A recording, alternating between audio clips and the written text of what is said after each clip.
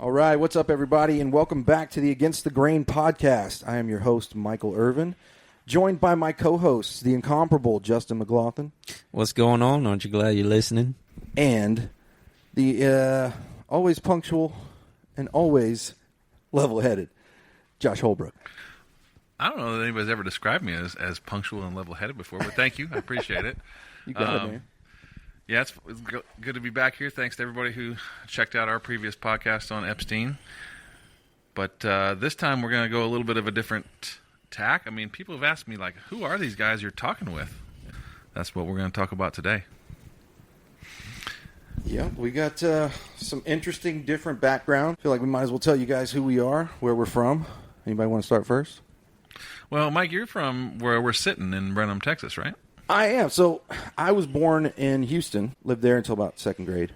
Moved to Brenham, which is where we are now. We're all members of the Grace Community Fellowship Church, and that's how we met each other, and glad we did. But I've not always been a church-going guy. I grew up here going to the Methodist Church, which I don't have anything bad to say about it, but my family was more of a, Christmas and Easter kind of church-going family. Right. Didn't really have much church background at all, to be totally honest. And then how long have you been going to Grace now? Be 6 years this year. Okay. It's not that much longer than me. Yeah. It's funny because, our associate pastor, we were going to the church before they were. So it's just like we've been around for a while. And it always surprises me when I say 6 years I've been doing this. But yeah, it's a great church home, man. And I'm glad to have found it. Glad to know you guys for sure. And Justin, you're also a Texas guy, right? I am a Texas guy. My parents were military, so I was born in Houston, but I never lived there. I grew up in Corpus Christi on the base out there, and we moved to San Antonio after that, and San Antonio to San Marcos, and San Marcos to Brenham. So been here like 8 years now, and I've been at the church for about 6 years. I hated church growing up. And I just couldn't relate. I was in a congregation full of 60-pluses, and nothing spoke to me. So I really struggled growing up. So I found my faith really for myself, I think, probably college time. And then... How old were you when you moved to Brenham? I was 23. I just got married, just started my first big-time job. Not big-time, big-boy job.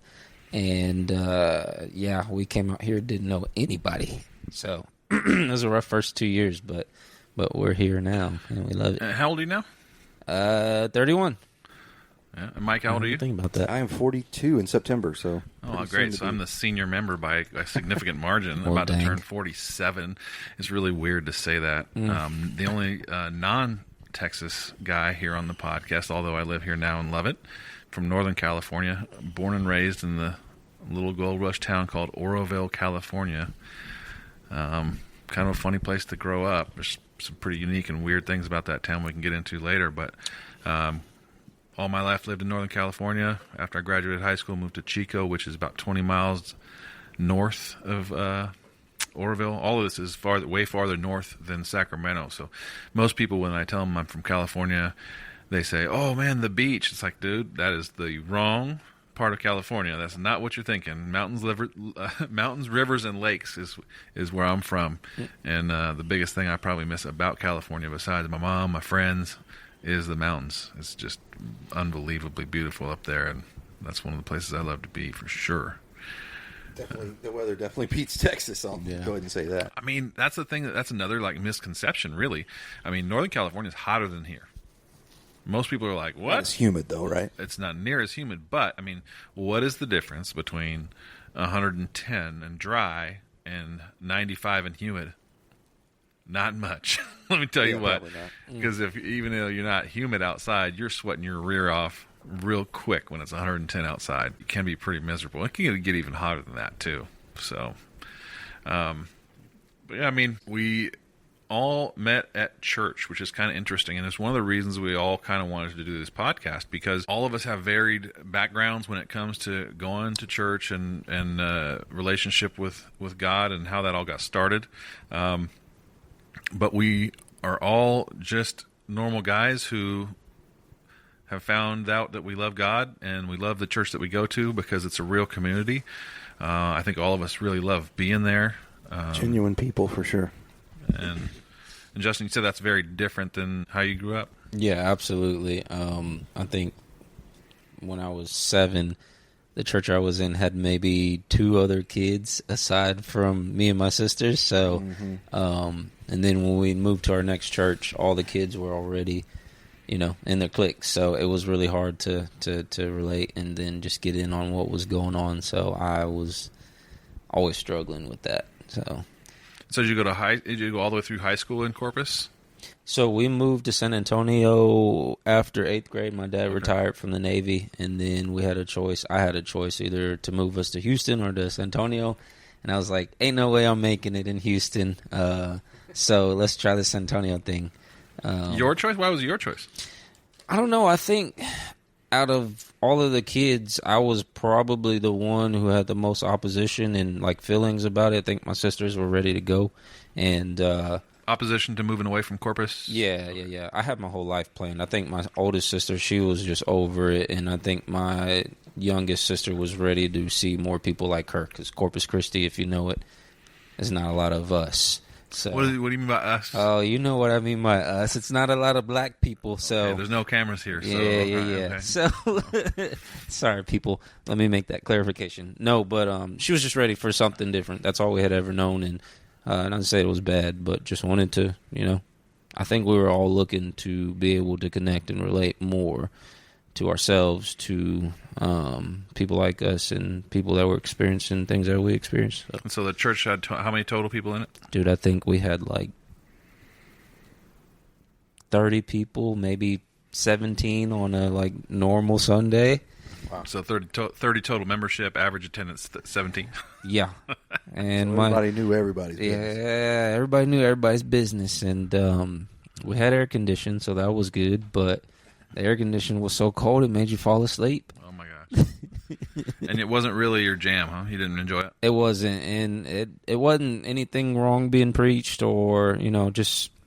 it wasn't false doctrine. It was just the fact that I was a 7-year-old being taught, things that you go through and experience and deal with as a married man or as a a parent. Because there's no kids there. There's no kids there. Yeah. So nothing for you to latch on to at all. Nothing.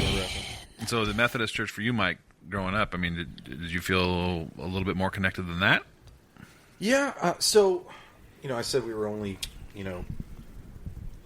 Christmas and Easter goers, but I also went to the church school, actually just a couple blocks from my house right now, the Brenham First Baptist Church School.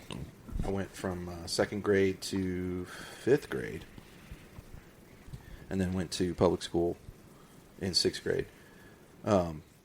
But there was an after-school program through my church, the Methodist church, which is right across the street. I don't know if y'all know Brenham very well. I don't expect you to, but they're literally across the street from each other. So after I get done at the First Baptist Church School, I would make my way across to the Methodist after-school program. Because, let's be honest, Mom wasn't the most punctual. I love you, Mom. What kind of work did your mom do at that point? What was she's an interior designer. Okay. And she's always, she was just driving around different kinds of meetings that lasted so long, and, I was cool with it. I didn't... Out-of-town clients, I'm sure. Yeah. How far does her work take her? All the way to Houston, Austin, all that kind of stuff? Yeah, she's been all around. She's had some Austin clients, Houston. Nothing really out of state, but she does a lot of stuff in Round Top, And your dad's a lawyer? Yeah, criminal defense attorney. Interesting. Officed in Houston up until probably about 5 or 6 years ago. And what kind of cases did he take on? Well, that's an interesting question, because I think a lot of the mistrust that I had for churches in general, or sleazy pastors in general, is because of who he represented. He represented Tammy Faye Baker. He represented Tony Alamo, who are,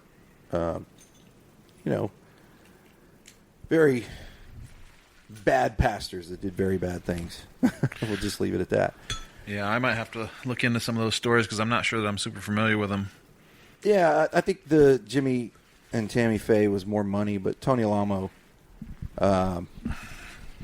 kind of, it wasn't, I don't know enough about it, but he definitely had children from his flock. And he took them across state borders to do nefarious things. So I don't know. That's not cool at all. No. Yeah, that name sounds really familiar. I don't know why. And so how old were you when that was going on that you were able to get a sense of, like, okay, people who should be leaders in the church aren't exactly always good people? Well, so, that goes back to Houston, honestly, because that's where it was probably at its worst. We went to a church that was a very large church in Houston, Methodist Church, and, the preacher would say things like, well, you have to donate. You said you would. You said you'd tithe, and they'd make people, basically, they'd walk around with the offering dish, and my dad hated that, because he knew who some of these pastors can be, what they do with the money. Well, that turns a lot of people off, right? The idea absolutely. that you're supposed to do that. That's part of the reason I stuck with Grace, Yeah. Because they don't do that. That's what I should have said. And your parents are still married? They are, yeah, luckily. And Justin, your parents also still married? Yeah, they just celebrated 38 years. They're celebrating 38 years, on the 8th of August. That's awesome. But what branch of the military was your dad in? Navy. Navy. And then what was his job in there? He did a lot. The last thing he was doing before he retired was this deal called a float training grip. So basically he was a mineman and a minesweeper. They go throughout the waters and, sift for mines. And in his last few years there, he was just training. They had a new watercraft and just train him how to detect it, how to operate it, things like that. But he had it cush. I think he went to work at like maybe 7 o'clock, was home by 11:30. So it was awesome because those are the years like we got him back. Like growing up, he was overseas a lot. Okay.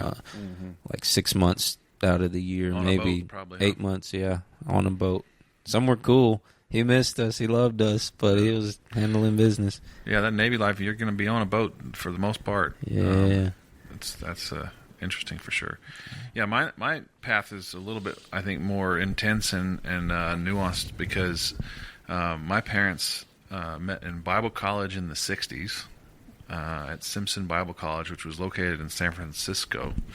So San Francisco in the 60s at Bible College during the Civil Rights Movement and the hippie days. Free love, but they were going to Bible college. And my mom's parents were missionaries in Africa.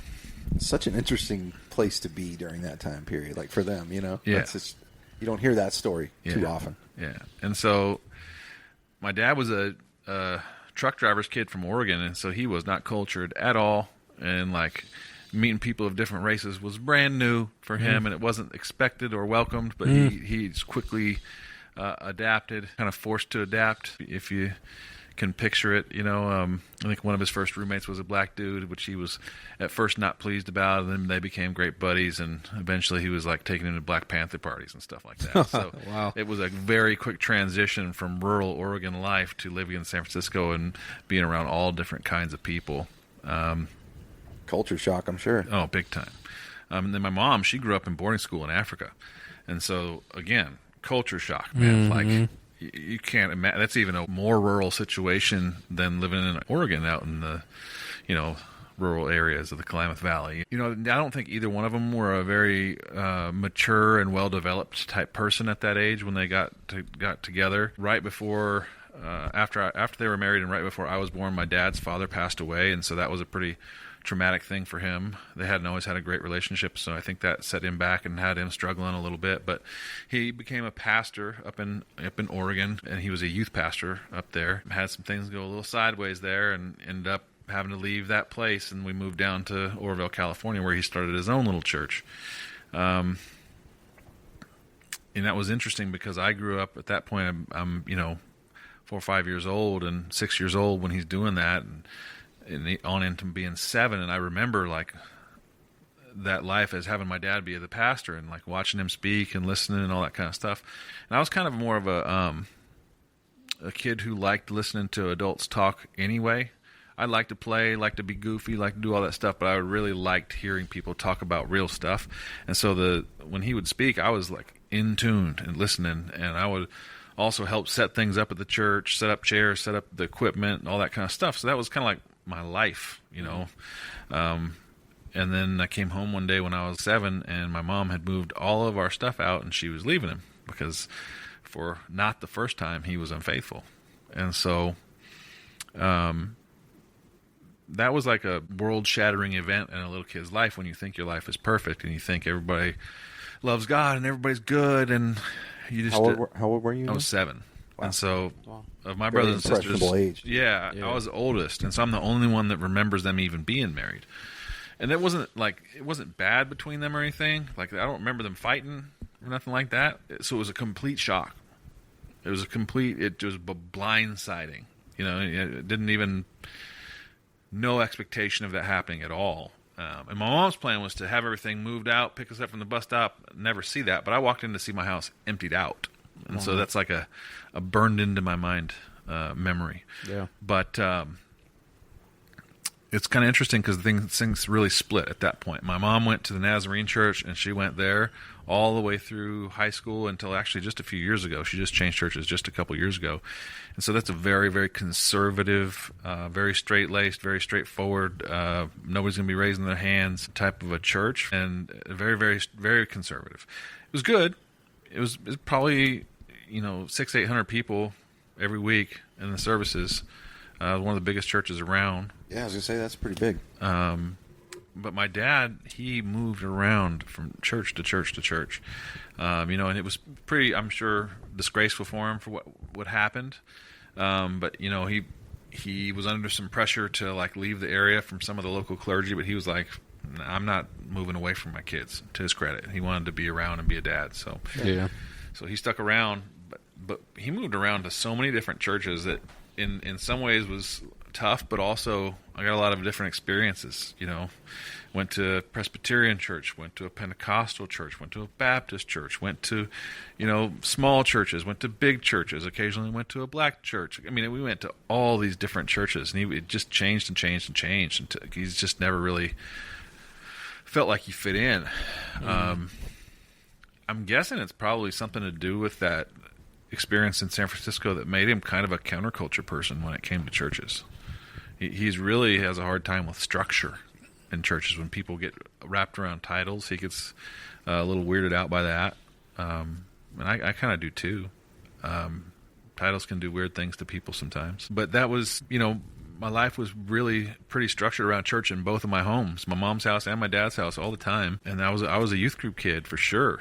So I was like really into it, probably till I was about 16. It sounds like it's kind of the opposite for you guys. Neither one of you were really that into it. Right. I mean, I was involved in the church just because of that, after school program, and I would have, I was singing in the church choir, the kids choir, and I would help set up, I would help break down, I would, light the candles every once in a while, but my parents just kind of weren't there. Yeah. So that's kind of my unique aspect. Yeah, as we grew up, we moved to San Antonio, like, same thing. I was involved in a lot of those things, but it was more, you should do this, so I will do this, It wasn't like, and there were times where, like, yeah, I really want to sing in the choir or do these things. Like, that was, like, out of my love for God, but it wasn't like, oh, man, I just love where I'm at, and I'm glad to be here, glad to be serving. It was just like, okay, whenever, my mom always say, whenever God gives you permission to be on program, you always say yes. So that was kind of like my mindset and motto. So a lot of that came. Does on program mean an opportunity to serve? Right. Okay. Yeah. So if you were asked to, help serve communion, or if you were asked to sing in the choir for the youth Sunday, or et cetera, whatever, like, that's God giving you an opportunity to bless him, be a blessing. So take it. So. Yeah, so for me, the youth group in the Nazarene Church was awesome. There was a couple of hundred kids in it usually. On a Monday night is when they did their youth groups. I think it was Monday or Tuesday, I'm not sure. But, they had basketball courts inside the church sanctuary, and it was big enough where you could have a basketball court on one side and volleyball courts on the other, and they let us literally just go at it and play for an hour before they started the actual youth group. So we were in there just getting after it, So there's a lot of kids that were coming for that and then staying for the church part of it. So that was pretty cool. But in my early high school years, I was locked into that. I didn't care about chasing the girls. I wanted to play basketball. I wanted to do church stuff and get good enough grades that I could keep playing basketball. That's where I was pretty much at. Yeah. And some of the party kids, I even brought with me on mission trips, and some kids gave their lives to the Lord through some of that stuff, which was pretty awesome. Kids that I never even thought would want to go that way, And then somewhere along the line, as you get to be a younger man, or starting to become an adult, get close to adulthood, some of the stuff with my past and my dad started really to crop up in my life, and I started to have some troubles. Yeah. Did you guys run into troubles along the way where you started looking at things a little different? Yeah, I think for me, I felt like I always straddled the fence. Like, I grew up being known as the church boy or the goody two-shoe, and always, people always came to me for advice on what to do, or, Christian advice. But as I started getting into high school, like probably sophomore year, started, munching on things from my past, and, that took me off a couple of ways, and I started partying. People were like, "What are you doing here at the party? You're not supposed to be here." I started sleeping a lot. Like, if I didn't have anything to do, I'd sleep like 16 hours a day just to, as those things were kind of coming up and creating that internal conflict and like not really knowing how to deal with it the correct way. Lots of avenues came from that. So sleep was your escape then, huh? That was the first one, yeah. Yeah, so. How'd that manifest for you, Mike, growing up, getting off track? Well, I think I'm finally just realizing this as we're talking about it, but I don't think I felt the weight of God back then, just because my parents weren't very involved. Like you said, I felt like I was kind of just going through the motions.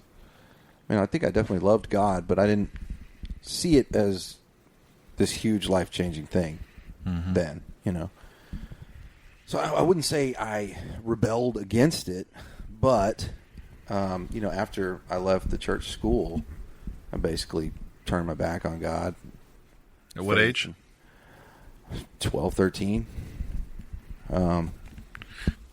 Started probably more so when I was, in high school, but it was a slow transition from there. Influences of friends? Yeah, absolutely. Drinking, chasing girls. Although I played football, I played basketball. I really loved football until I didn't. I quit my junior year because I don't know, man. I just felt like the coaches didn't care about me, didn't care about, my life as long as they won. That's all they really cared about. And it wasn't all of them. It was one certain coach that made me quit one day. Yeah. And I won't name names, but after that, though, I tossed everything into singing. Like, I've always been blessed with a good voice, and I really loved music. Like, music was my number one thing forever, and it still is. Well, take us through that progression, like singing. You said you sang in like the church choir, but then what? Yeah, so I was in 3 different bands in high school. Just kind of singing. I'm not too proud of those, but proud of the friendships that I had. What kind of music were they? Heavy rock, kind of like some Tool type stuff. Nice. And we really did just a lot of cover songs, and we had a few originals, but they weren't any good. Shouts out to Lance and Bart and Scott. But it was fun. We played around town, and that was a cool thing in high school. Yeah, we're in a band. You get some status and identity out of that. Yeah, but that after I quit football, I just I had to put my focus on something, and I put it into opera singing. I ended up getting a full ride to SFA. Wow, singing opera. So wow, that's awesome. Singing opera. Really loved doing it. I had a voice for it then. I don't really have an opera voice anymore. Oh man, because of what I did. I wish in you college, but I was in a metal band in college, and that kind of destroyed my pretty voice. But, I wish you could bless our audience with a little snippet of that operic blessing.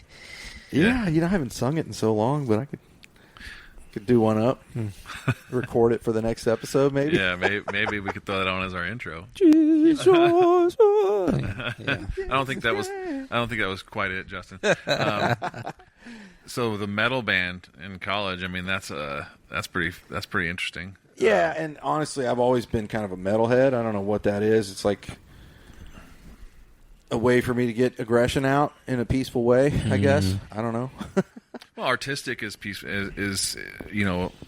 artistic outlets are super important. I mean, it's people, creative outlets help people to just express themselves, and I mean, in whatever form that takes, it helps people to get out whatever's going on inside of them, be that painting, doing an oil painting, or being in a metal band and screaming into the mic. Yeah. And that was basketball for me. That was always my creative outlet for sure. Yeah. And I feel like I'm dying if I don't do something creative, which is kind of the reason we started this podcast. It's definitely one of the reasons we did the podcast.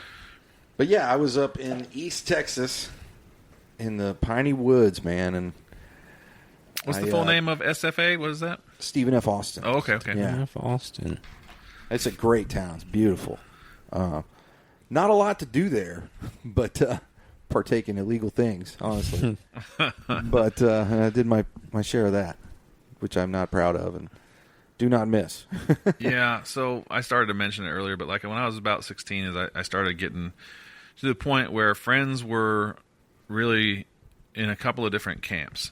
They're the friends who partied and the ones who didn't, and that was tough for me because a lot of those kids who had been coming to youth group with me ended up in the party group, and it was like all the kids who I thought were cool and decent to hang out with were in that group, and all the people that I didn't really care to hang out with were in the other group. Yep. And so it began to be really tough, and I was expressing some of this to my dad and my stepmom at the time, and I got a pretty brutal kickback from them, which sent me down a pretty bad path. It's not their fault, but I just kind of needed somebody to talk to, and it wasn't handled well, and pretty shortly thereafter, I started just partying kind of with those other people, and I got really off track, man. It was, basketball was my number one, and it's not productive for that to be doing, a lot of drinking and partying and that kind of stuff. It's not something that's going to help you, and you get way off. Not very productive. Especially not when you got to hit them suicides on Monday morning. Yeah. I mean, it was a bad deal. But I mean, I thought I was gonna, as a kid, you think you're the best basketball player around, and you're gonna get a scholarship. That was not me. I was a decent player, and had I not got involved in some of that and had a little bit better guidance on how to take care of my body and how to prepare physically, I might have been able to do something a little more than I did. But I ended up playing junior college basketball, and that was fun. But some of those guys even were worse partiers, and so that led me into some other, a little bit even darker kind of a time. So for me, 16 to, I would say, 22 or so, 23, things just continued to be going quite a bit worse.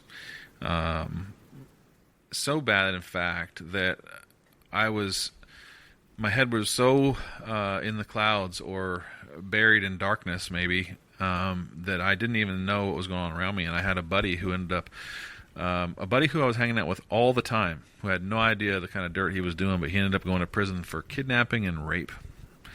And It was traumatic because I was so shocked, and I was shocked both at what he was doing right under my nose, and then also shocked that I didn't have a clue. Just that I couldn't see it, that I was that blind. And that was like the first time in years and years I just got down on my knees and cried out to God, like, what is going on that I am blind to this? But, I wish that I could say that I had turned everything around at that point, but it's definitely not what happened. Society is different in all different places, but in California, I kind of think of it as a place where spirituality and religion is especially in the Christian from the Christian viewpoint is really kind of looked down upon. You know, in society at large, in popular culture in the United States today, it really, in a lot of ways, is looked down upon. It's Because that's the easy way. It is the easy way. To not hold yourself accountable. Do what's good, do it in the road type of a attitude kind of is pervasive, especially in urban culture. Mm-hmm. And so I found it difficult to find my way back. You know, eventually I coached for a long time, coached basketball for a long time. After that, right about that time when I found that stuff out, I did make some positive changes in my life. Decided I wanted to go back to school and be a coach, and so I coached basketball for like 20 years after that. Had a lot of good fun, a lot of successes. I was coaching actually in a college program when I met my wife. And what's interesting about that is that coaching in a college program, doing what I thought my dream was to do, you know, to coach, I was having a great time. I was loving the work that I was doing, but I was also very lonely because it doesn't pay much. And I was really, really busy with doing that. And I remember just saying, and just, you know, I had a couple of long-term girlfriends, also just bad experiences because I wasn't treating women the way that they should be treated in a godly way. I was really just kind of doing things of my own accord, and that doesn't ever work out well either. Right. And so I remember like having a conversation with God, sitting in my room and going, I'm almost 30 years old. Like, all right, God, ready for you to bring my wife around. You know, like, when are you gonna like make this happen? And it was almost like he says, well, I've just been waiting for you to ask. Because a month later I met my wife. Nice. And I met her at work. I was also working at a catering company throughout the time that I was coaching because it would work around the schedule really well, and you could work, you know, several long days, do a 15-hour day and a 16-hour day on the weekend, and you know, you got most of your work week done. Can I interject real quick? Yeah. We all have a special tie to food, I would think. I have a food trailer, Dapper Bear Seafood, shouts out. Justin, my friend over here, is a very good cook, whether he'd admit it or not. And Josh is as well. Yeah, we do like to eat too. Yes, we do. That's right. But yeah, food's amazing, and we need to have one of these podcasts that goes in deep on food for sure. But Absolutely. That catering life, I mean, I made some of my best friends there. Had some great memories from that, but it allowed me to coach. You know, like I met my wife at a catering job, so that was really interesting. Was she working the job, or was she just there? She worked as a bartender catering company. Okay. Nice. So she was. We met at this terrible job. She was the bar service, and I was the food. I was actually supposed to just show up and drop off the food, and the lady was a terrible client, and she would not let me set up the food. No, we're not ready yet. No, we're not ready yet. No, we're not ready yet. And so I was supposed to drop the food and go to a wedding and work the wedding with the rest of the crew. And it was me and this one kid, a great kid, shout out Rex, who I coached for years. I coached from the time he was in 6th grade all the way through college. And then he was done playing at this time, and he was working with the crew. And Rex, we ended up just staying. My boss says, just stay. And then Rex says to me, hey, man, that girl's looking at you. I'm like, what are you talking about? That girl right there, the bartender, she's looking at you. I'm like, what? All right, whatever, man, whatever. And so because we ended up staying, there wasn't a ton to do. I ended up just picking up glasses and like doing what I would normally do anyway, just helping clean up and that kind of stuff because we were working the party. And so I noticed she was looking at me. And then Rex kept encouraging me, and he's like, you better get her number, man. You better get her number. And so sure enough, I did. We went on a date. The rest is history. But shouts out to our beautiful wives as well. Yeah. Yes, ma'am. Cena, Katie, and Julia, without whom we'd probably be in different places. Probably be a bunch of Most knuckleheads definitely. too. Yeah. Right behind God in the influence department, I would say. Right. But you know, I think that Cena had 2 kids when we met, and I was a little unsure about that at first. Your ideal vision is you get married, then you have kids. She already had kids from a previous marriage, and I was a little unsure. But I saw her daughter get a little bit too too aggressive and banter with me and say some things that were disrespectful, and she jumped up and knocked that down right away. And I was like, okay, I can probably deal with that. Yeah, Cena don't play. No, she don't play.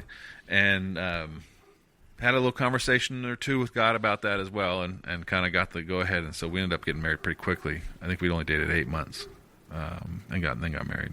That's really cool. My father-in-law actually, he met my mother-in-law, and she had 2 kids as well. And it takes a man to really do that, because one, it's not your biological children, and I think part of like our DNA, like as men, like we want to plant our seed and continue to plant it. And so for you to assume that responsibility and love them fully as your own, that's really admirable. And yeah, I'm sure they're better for it. Yeah, they're great kids, and thank you for saying that. I mean, yeah, it was not the easiest thing to grasp onto, especially at first. But that by that time in my life, I wasn't living great, but I was having regular conversations with God, and God was really really drawing me in again, and that was why I was able to make that decision to accept that into my life and take on that responsibility. So let me ask, where was Cena in that point, like in her walk spiritually and maturity and all that? In her first marriage, Bibles were not allowed in the home. She had grown up in a bunch of different religions. Her mom had been Catholic and then Mormon and then a bunch of different things throughout life. Her mom's another different story, which we don't need to go into right now. But her dad's side of the family was all Mormon, Samoan Mormons. Wow, that's interesting. A lot of the Samoans out there on the islands are Mormon. That never crossed my mind that could be a thing. Yeah. Right out there on the north shore of Oahu, right next to where they all grew up, the towns of Laia and Kahuku is a big Mormon temple. And it's one of the biggest buildings on that side of the island. Mormons got reach, man. Yeah. That is crazy. Yeah. That's why you see a lot of Islanders end up going to BYU for football. Ah, yep. Yeah. Okay. Yeah. Okay. So she had a background, but it had been out of her life by the decree of her first husband, who, as she likes to colorfully put it, never stopped dating during their entire marriage. Married for 10, lived together for 2. Wow. So sounds like a winner. Yeah. I mean, look, he's a dude. He's got problems like everybody. Sure.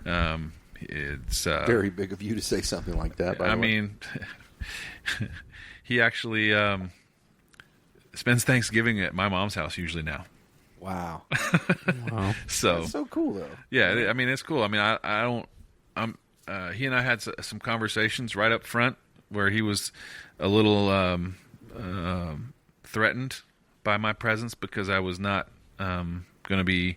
I'm not going to take a step back, as you guys probably found out from knowing me a little bit. Absolutely. But I just made it real clear, real quick, man. Like, your time of being married to this lady's over. It's mine now, and I'm never gonna disrespect you in front of your kids. But this is my house, and so you're gonna come in here with respect if you're gonna come in at all. And so once we got that out of the way, it's been pretty chill, and he and I have a pretty good relationship. As a matter of fact, about a year ago, he came out and visited and stayed at our house for 4 days. So Wow, that's huge, man. Yeah. That's a testament to how good a dude you are. That's one thing I admire about you, just like your personality is very assertive and dominant, but in a meek way, like respectful way. Like, you can command respect without, having to go, to that 1,000th mile. It's just there. And a lot of us men, we struggle with that. It's hard to communicate our feelings or say what the honest truth is without beating around the bush or sugarcoating it, and you do it so well. So thank you. I appreciate you saying that. I mean, in those times that I talked about of being away from God, I went through a lot of stuff, a lot of intense stuff. I mean, basketball is intense, but those guys that I was hanging out with were, monsters in a physical way and also in personality way a lot of times. And I mean, we were ridiculous in hanging out, and the town we lived in was a big party town, and fights would happen, and we didn't back away from those things. And it's like, I don't intense situations it doesn't bother me at all, because I've been in so many intense situations, both in sports and in life and on the street and different situations. So I don't have much change in temperament when those things come up, Yeah. you know? I'm the same way. Like, we got in fights growing up. That was our thing. You know, we would fight the kids from Burton, or we would fight the kids from Belleville. You know, that was just what happened. And then it kind of continued in college. I joined the fraternity, and it wasn't any way to really live. But yeah, once you've been in enough fights, like, you don't really get shaken by much. Yeah. Or if you've been in those situations, it's like, okay, you can tell who's actually going to do something and who's not pretty quickly. Yeah, it's usually the loud, blustery ones that are not going to do much. Exactly. Yeah, that's true. But, you know, it's interesting because just circling back to when I got married, you know, we had a kid pretty shortly thereafter getting married, because, you know, we didn't exactly come together under the right kind of circumstances. But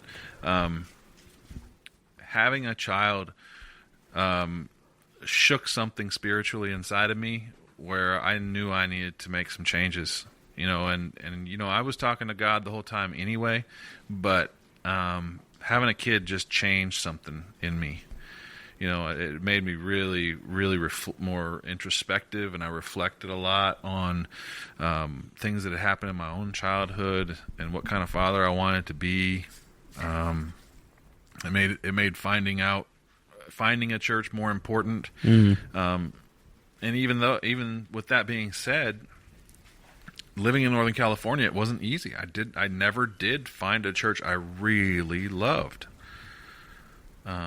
We had a couple that we went to. We went to a really small church there at the end of living there that was okay, and I enjoyed the atmosphere and the messages, but it was just really small and tons of old people. So there wasn't really a lot socially there. We love you, elderly people, I promise. We're not trying to talk I anything. do love old people. I love soaking up the wisdom, but at the same time, if you're going to go to any organization with people in it, you want to have something to relate to that's a little bit more directly correlated to your life. No, for sure. Yeah. Yeah, it's definitely one of the things that brought me to Grace as well. I mean, there's so many people that were just about our age when we joined, all having kids like we were doing, and Yep. it was perfect, you know. Yeah, our church that we were at before Grace was, you know, we didn't have those people. Everybody was like, you know, in their 30s, 40s. We were in our early 20s at the time. Is that here in town? Yeah. Where at? It was at Redeemer. Okay. They had 3, 4, 5 children, and we were like just, you know, working on being married. And so it was hard to relate. But whenever we, you know, started going to Grace, like, we didn't even think like there was people our age in Brenham, but, you know, got to Grace and was like, okay, this is something different. This is what we've been missing. So Well, I think it's a healthy thing too for a church to have younger people drawn to it, yeah, right? Because I mean, a lot of young people don't really go that route. So if people are coming around at that age, especially, I think it's a good thing for the church. for sure. Yeah. And I do want to say, I want to touch on what you said too. When you have a child, everything changes. I mean, that was the biggest change in my life by far. You know, even when I got married, I didn't change much, you know, and I wasn't the best husband. But when we had a kid, it was like, okay, you know, and I know I was responsible for Julia when I married her, but I don't think it hit me as hard as when I had Cormac, and I was like, okay, it's not just about you anymore. It's about this kid. Right. And what are you going to do? What are you going to There's something that make sure that you change your ways to do better about? yeah, there's something extremely profound that happens in that moment. Mm-hmm. I mean, for me, like, I'm a little squeamish when it comes to blood and like TV shows with doctors and surgeries anyway, and I didn't want to see all that happen, and I was trying not to look, and I ended up looking, and it was like, oh my Lord, that coming out, I was like, once I looked, it was like a car accident, and I could not take my eyes off, and I couldn't believe that the way that happened. And then the kid comes out, and all of a sudden you got some scissors in your hand, cutting the umbilical cord, and then they put this kid in your hands, and it's just like the capacity that for love that's inside of you explodes exponentially in such a way that you couldn't even imagine was possible. Yeah. You didn't know you could love something that much. Yeah. It was overwhelming to me. It was instant. Carry that and, weight. It was instant and overwhelming to me. It took me a little bit. Like, I think whenever the experience of birthing was fascinating, but I think, once Romeo was delivered, successfully cut the umbilical cord, I felt like I almost passed out, but I was able to stand on my 10, and but I think the first thing I was thought, like, man, this baby needs a bath, because it's got everything on it. And I'm just like, I don't want to touch her. And so low key, I did not touch my daughter for like a good month after she was born. I just, Really? I don't know. It was like, I held her, like after, they brought her back, weighed her and did all the tests. I held her for a little bit, but just as we left the hospital, I don't know if I was concerned about dropping her or whatever, but it took me. Big thing. Yeah, you got to learn how to. You have to get over that. Yeah. You have to get over. That's something I think every parent goes through, father, mother, whatever. But like, there's this tiny little fragile thing in your hands, and it's like, oh my gosh, I can drop this kid. But I mean, you won't. Yeah. Well, Yeah. still, if you're listening right now and you got a newborn, don't ask me to hold your baby because it's going to be a no. So give me a couple of months, all right? I'll do it. I think that newborns and under 3-month-old baby heads and cheeks are some of God's greatest creations. They're so soft and uniquely made. That smell too. Yeah, it's like, That smell. it's That serious. smell is- It's like the top of their head is a softness and a smell that is crazy cool. Unlike anything else. Yeah, crazy cool. Isn't that interesting though that like smells can bring out so much in you? Like Yeah. we went to Cormac's cafeteria at the middle school not too long ago, and I mean it smells exactly like my middle school cafeteria, and it took me back to when I was his age. It's just crazy how that happens. And music is another thing that does that. Yeah. A certain song will take you back to like where you heard it the first time. I think those are the only two things that really can do that for me anyway. Yeah. Yeah, I've been really reflecting on the journey of being a parent in the last couple of months for certain, because my kids are getting to be teenagers now. And so we raised the older two. They're 26 and 25 now. 26 and 24, about to turn 25. And then my daughter's 15 and my son is 13. Actually, my daughter's about to turn 15, a couple days. But it's really made me reflect on the journey, and it's not just a like this week thing. It's been a couple of months where it's been on my mind of like what kind of parent I want to be, what kind of parent I have been, how I failed, and how I could do better. Coaching was basketball was my first love and my dream, and so I took 1 year off after I met my wife and got married from coaching, and then she told me to go back to it. Some guys approached me about doing a junior high group, and I was like, nah, I probably can't. Let me talk to my wife. And I said, hey, these guys want me to coach. And before I could get out another word, she was like, do it. I'm like, what? And she's like, you're miserable. Get out of here. Go coach. And so I did, and I coached for several more years. And then for the last 5 years that I was in California, I coached at a high school. I had my own high school program, and I was a varsity coach. And that had a pretty big impact on my kids. I loved doing it. I was just in seventh heaven with being able to impact young men and help them achieve what they wanted to out of the sport. One of the reasons I got into coaching is because I felt like the coaches that I had, for the most part, except for maybe one, were awful. Not that they were awful people, but they just weren't good basketball people and couldn't help me. And I just wanted to help kids who had the same kind of dream as me. The negative side of that is that it took me away from my kids. Yeah. I mean, I was working a sales job, and I would get, during the season, which is 8 months out of the year pretty much, because you got preseason, you got fall ball, you got all kinds of stuff, spring ball, whatever. I was going to work and being in the office by 6:30 in the morning, getting done at about 3:30, and then heading out to the school for anywhere from 3 to 6 to 8 more hours, depending on what was happening.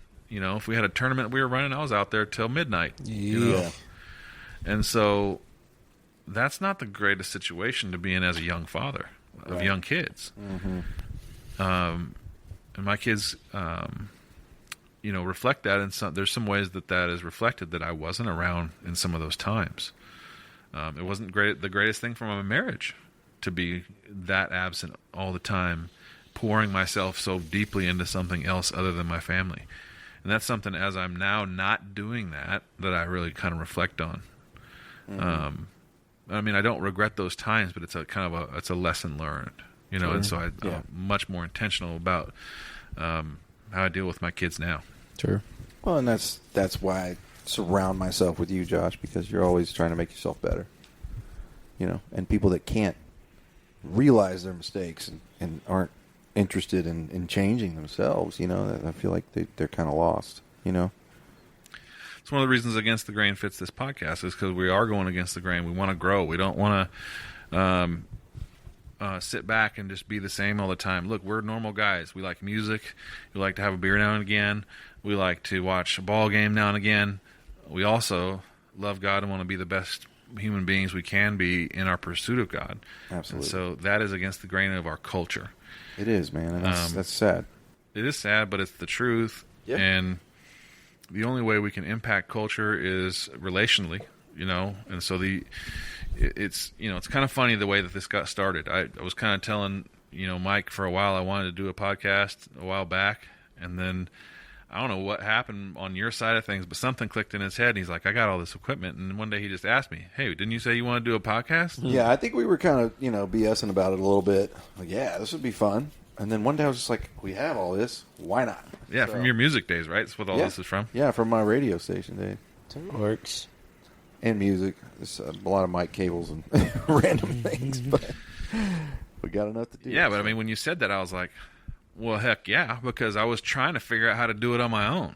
Yeah. I was trying to figure out how to have a podcast on my own because I like to talk about things. Conversation is one of my highest level priorities in life. I want to talk to everybody. And when you're saying earlier, like, we love you old people, I do, man. I got to talk to that one former pastor in our church from down south a couple of days ago. I was at his house for our Let's Who's Coming to Dinner event, and we ended up just staying there for like an hour after everybody else left.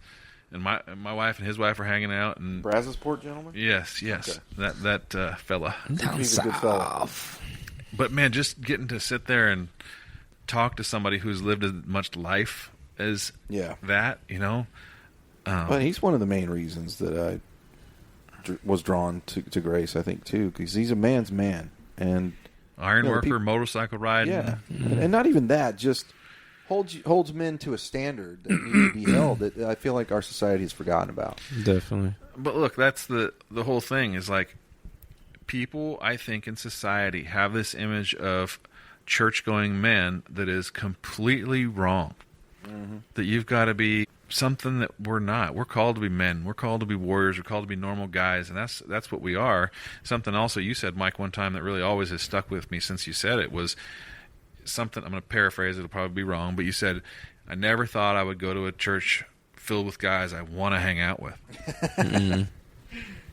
Yeah, no, it's... and it's like, wow. So true. So toward the end of my time as a varsity basketball coach, that's when COVID hit. And that's what ended it, really. I mean, I don't know that I ever would have left. I don't know if I ever would have left where I lived. I don't know if I would have ever left that particular school. I loved it. I was entrenched. It was a great community. My kids were going to go to that high school. It was great. I loved every part of it. I had built that program to what I wanted it to be. My best friend that I played college basketball with was my JV coach. I was getting to hang out with him and work with him one-to-one on a daily basis. It was awesome. And then COVID hits. Yeah. And you go for 8 months being with these guys. They're like your own kids in some ways. They're like family. To not being able to see them at all. Mm-hmm. And it was devastating. That schedule that I talked about from 6:30 in the morning to sometimes midnight, I loved it. I loved being on the run like that. And then all of a sudden, I'm going from my bed to my desk, which is literally 1 foot away. Yeah, I might venture down the hallway to go get coffee. Tough transition for sure. I was miserable with that. I was Yeah. literally was depressed. Wow. And my wife could see it, and she had been talking about moving to Texas for a while because of the culture. Another thing that happened in our town used to be really cool. It used to be really a lot like Brenham. It used to be very homey. You could walk down the street and people who didn't know you would say hello to you. You know, that's very much like where we live now. That Southern hospitality thing. Yeah, very much like that. Man. It changed. In the 20 years I lived there, it changed big time because for many reasons, cultural is one of them, but the big fires that people see in Northern California, that was us, man. The Camp Fire in 2018. I remember the day, November 8th, 2018. Burned out the entire town of Paradise in 4 hours. People in my company, 70 people lost homes. Wow. Man. A bunch of them, I mean, almost nobody lives there in Paradise to this day. It was a town of like 15 to 17,000, and I would say now it's probably even though it's built back up a little bit, it's maybe at 4,000 or 5,000 now. Wow. It's kind of like a Bastrop story Yeah. if you're talking Texas. Kind of, but you know, Bastrop I think was maybe It was mostly forest that burned. it was in forest that Bastrop. burned, Yeah, it and the wasn't fire all in a was home. 5,000 acres or so. Yeah. Well, this I guess is I say that because I drive through there all the time. And Yeah. you still see remnants of you it. can, but the campfire I think was 300,000 acres. Wow. And then a couple years later, the Bear Fire I think was like 600,000 or 700,000 acres. And this is all right there. I mean, the Camp Fire went north, the Bear Fire went east, and so like Sierra Nevadas, man, when that stuff gets going up, it creates its own weather. You have fire tornadoes up in those trees. Wow, imagine that. But when it gets going and the wind is pushing, it's there's nothing stopping it. But anyway, so the reason I said all that was because it changed our town so drastically. Paradise is a mountain town, and so you had lower income and lower economic status type of people living up there to begin with, and a lot of those people had little bits of property where they had other people who were lower economic status living on their property, say in a trailer or a small house out back. And then so you had instantly our homeless population at least quadrupled on that day. And because of the weather in California, the dry climate, you had a lot of homeless anyway. Yeah. But all of a sudden our town was overrun.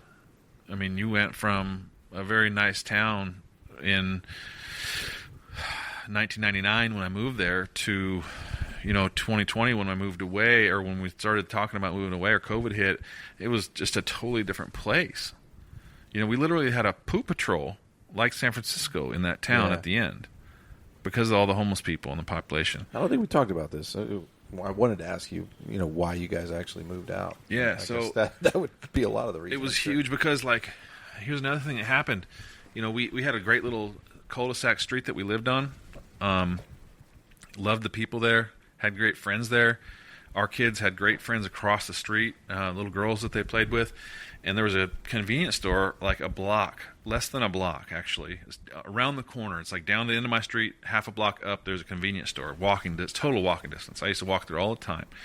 And the kids would want to walk down there at like 6, 7, 8, 9 years old. The oldest one was about 9. My youngest was about 6. And so there was 4 of them. They would want to walk down there, and the neighbors' parents would kind of let them. And my wife was like, no. And I was like, well, we kind of got to let them do stuff. And my wife was hard no. Like, absolutely not. And we actually got a little bit of an argument over it. And the next week, there was a drive-by shooting at that store. Wow. And it's like, well, I was on the wrong side of that argument, Well, and I never realized, how important like a little gas station is to certain parts of a community. But we have one right here, just catty corner to us. It's just like one street up. And I mean, I'm not going to say it like draws undesirable people, but it kind of does, because it stays open late, and people that live in this area that have to walk, they usually walk over there, and I've had my truck broken into, and kids need to experience that, though. They need to go into a store with people. They need to learn to watch, all that kind of stuff. And that's where I was coming from. From my wife's perspective, it just wasn't a safe thing, and she was more right than I was. And so the town was seriously deteriorating. Then after the campfire, COVID happens. I can't do what I love to do. It was a full basketball season was basically canceled. We knew that at the end of 2020. They just were not going to let us have a season. And then California canceled Halloween. You couldn't trick or treat because it was too dangerous because of COVID. Oh, wow. And so Everybody's got a mask on anyway, First right? guy. yeah. And so we were like, okay, that's it. We've been talking about Texas. We're going to go to San Antonio where my brother is, and we're going to let our kids trick or treat with their cousins. So we drove from California out here and just kind of took a nice little road trip. It was fun. We stayed out here for, I think, 12 days, I think. Had an Airbnb in San Antonio, and after trick-or-treating, we took time and traveled the state and like drove around and like looked at the communities. And from my work, I had customers everywhere, and so one of them was in Brenham, one of them was in Houston, a couple in San Antonio, a couple up in Waco. Like I was just going around and like kind of dual threat, like meeting my clients and also kind of checking out the areas.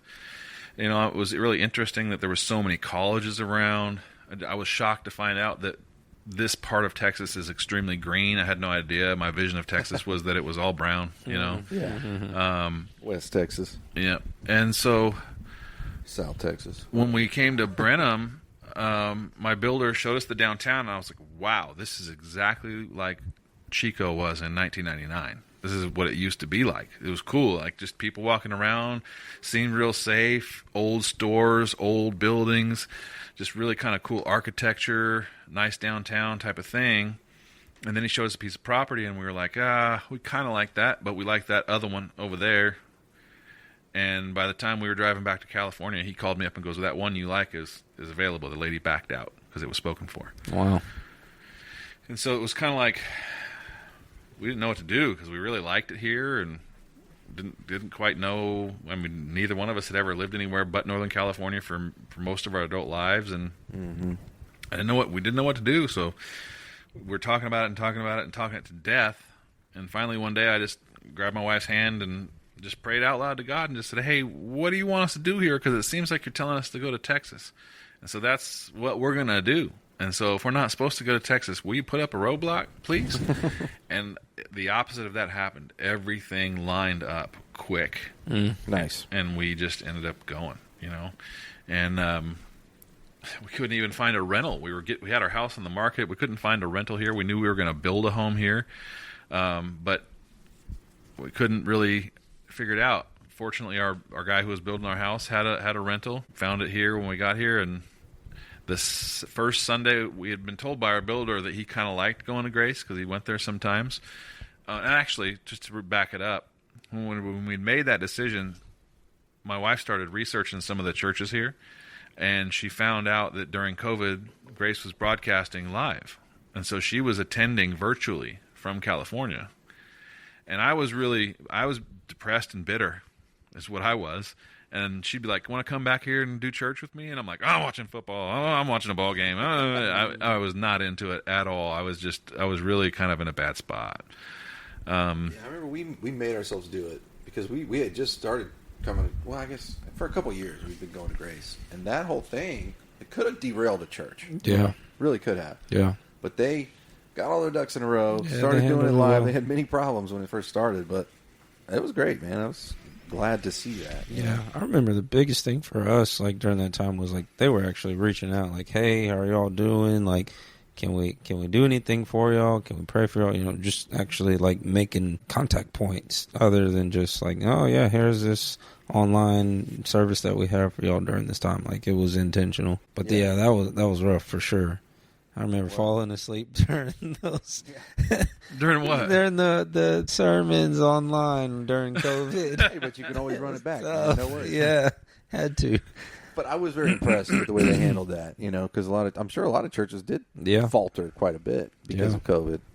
And so the first Sunday we were here was we arrived on a Friday night, unloaded on a Saturday, and we were like, we're going to go there on Sunday. Well, we were wiped out from moving everything, and we didn't. But the next Sunday we went, and it was amazingly apparent that that's where we were supposed to be almost immediately. We walked in there and like it was probably in the middle of the first worship song. We both looked at each other and just both of us had like tears streaming down our face. We were like overwhelmed, like with what was going on there. That it was so genuine, and people were not there for a social event. It wasn't that nobody was there doing a Sunday check-in. You could just tell right away. People were genuinely worshiping God and wanted to be there. Yeah, I agree completely. Yeah. I had a similar thing happen. I walked in. First time I'd ever been there. Pam, Julia's, my wife's mother, had been going to Grace for not very long, maybe a month, and she implored us to come and check it out. And I was going through kind of a tough time work-wise and in general, I was just kind of depressed, and I walked in. Worship just hit me like a ton of bricks, man. I just sobbed. Like I haven't since I was a child, And I saw that as like a sign, first of all. But the first thing I did, like I walked in and Pam was like, "Matt, you got to meet Matt. You got to meet the pastor." Mike Rod was actually still the full-time pastor at the time, but Matt was speaking that day and Mike was out for some reason or whatever. But Matt just, I don't know how to describe it. It's like meeting someone you've known your whole life. Does that make sense? It's just like we just had this connection immediately, and it was genuine. Yeah. And people were coming like, "Matt, hey, the timer's up. We gotta get started." And he's like, "I'm talking to Mike." Wow. And it was just like this bond that we still have. I could tell Matt anything. Talk to Matt about anything. That's an interesting way you put that, because I think he definitely learned that from his dad. Miles is the one that started our church network, but Miles is the only person, and Matt has a little bit of this, but Miles is the only person I've ever met in my life where when you're having a conversation with him, nobody else in the world exists. Yeah. He is locked in to what you are talking about, and that's such a endearing characteristic, and it's unique. I've never met anybody like absolutely. that. But we were loving it, right? We were already enjoying going to church. We have not missed very many Sundays since we moved to Texas, but we'd been here. We moved here in June, end of June of 21. In October of 21, one of my other clients down in Cyprus had a Halloween party, and he is somebody that I've been working with for years and years. I considered him a friend more than a client. And getting to meet him was just awesome, because we'd been working together since 2011. Since like my third day on the phones, I think I took a call from this guy from Cypress, Texas. We just hit it off. And so we have this Halloween party. We go down there and we have a good old time. Our kids had a good time. Everybody had a good time. And on the way back, my Suburban blew a hose in Hempstead. Yeet. And it's midnight. About an hour and a half. Hempstead is about 45 minutes out, isn't it?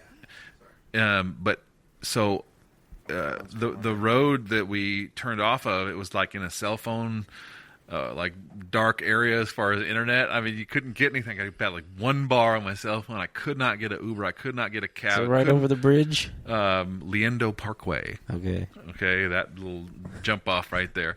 So I don't know what to do, because I'm like, how am I going to get my family home? At this point, I got to get this truck towed. I can't get a tow truck. I can't get anybody. I can't raise a taxi. I can't do anything. And so I didn't know what else to do. And so we were in the Talapka's life group at that point. And so I called up T, and I'm like, "Hey, how does a person get an Uber or a taxi around here?" And he goes, "Don't worry, I'll be right there." I'm like, whoa. You don't need to do that. Come on. I barely knew this guy. Yeah. Barely knew this guy. And I'm like protesting, and he goes, "Hey, nonsense. I'm way cheaper than a taxi or an Uber would be. I'll be right there." Yeah. And just hung up the phone, and I was like, what the heck? Genuine dude. What the Most heck just people happened? Aren't used to someone doing that. I was totally not used to that, and I was We shocked. did the same thing moving my mother-in-law. Yeah. Like, we needed people, and called T, and there was like 6 trucks. Yeah. We showed up.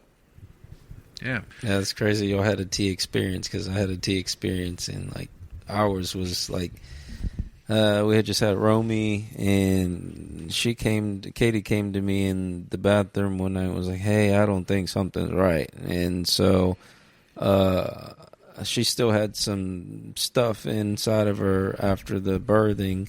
And so we went to the ER, and that was one of the first people we called. And they came up to the ER, and they sat in the car with me and Romy, and while Katie was just in there being seen. And then Johnny and Dulce showed up, and I think Fred and Tacey came too, if I remember correctly. But for sure, Johnny and Dulce and T and Leslie, and it was just like, wow, like, who are these people? Like, that culture thing that you talk about, like, it's there, and it's like, man, it's hard to like create such a culture. And I think about it, like, I relate it to work. You know, you talk about what you want to have there, and then you have things that you implement or try to implement at least to get it there.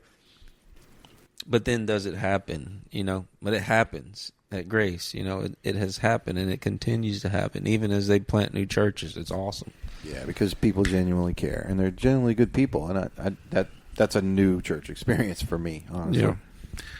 Yeah, I totally agree with that, and it's you know, T's become one of my best friends. You know, I don't know if I would have integrated quite as well right away without him being there, but genuineness is 100% what you get when you're in our church, and I think people can feel that. I think it is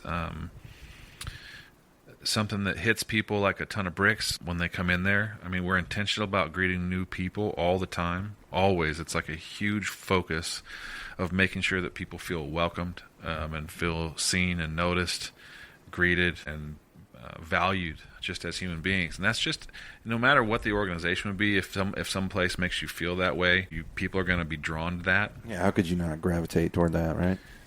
But then the fact that they are without fear teaching what the Word of God says is probably the best part. I mean, they genuinely care about your spiritual life and your spiritual experience, your growth. Like we were talking about with like wanting to be a better person.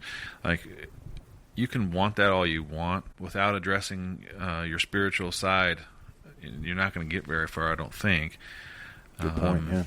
And in our faith, Christ is the way, the only way.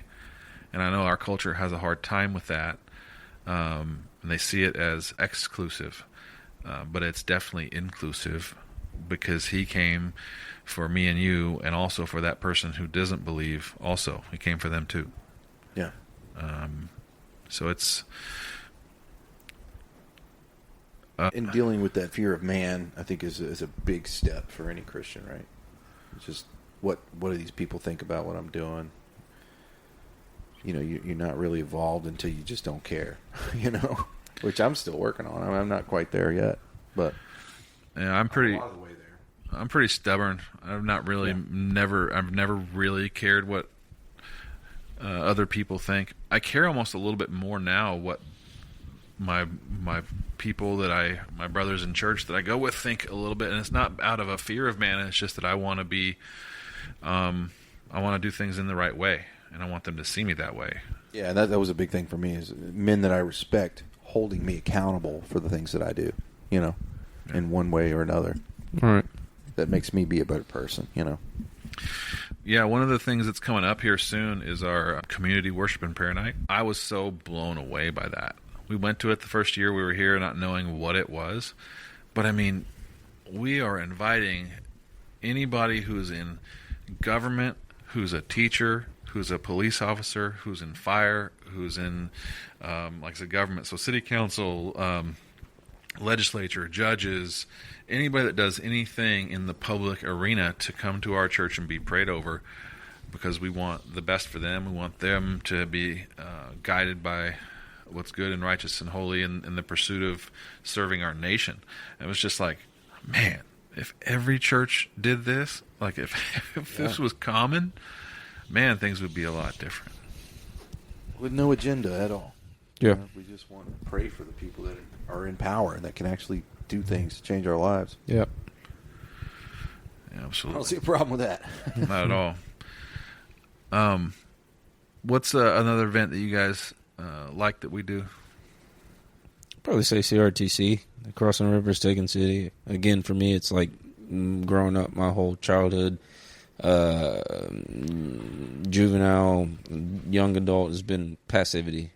And since being at Grace, like, the men there do not allow you to stay passive. I mean, we have that image of the lion and just the warrior. Like, that is, like, every man that you come across at Grace. And if it's not, they're becoming that person. So CRTC every year has been pivotal for me. I've always left in tears. I've always, God's always doing something there for me. And it's cool to experience him out away from what's the norm for us every Sunday or Wednesday.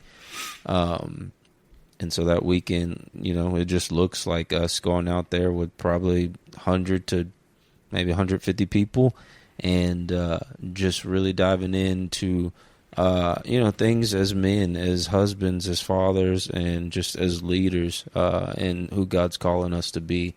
And, often you're left with a challenge and you don't come back the same. And even if it is a weekend high, those seeds have been planted. Those things have been, allowed to start growing in you to where they don't come back void. So that's probably been one of the biggest things for me. I'm actually going to BFW on Friday, so that's going to be something new for me. So I'm going to. Yes, sir. It's emotionally draining, isn't it, going out there? Although it's in the best way possible. Yeah. But it's like, man, at the end of that, you're like, whoa.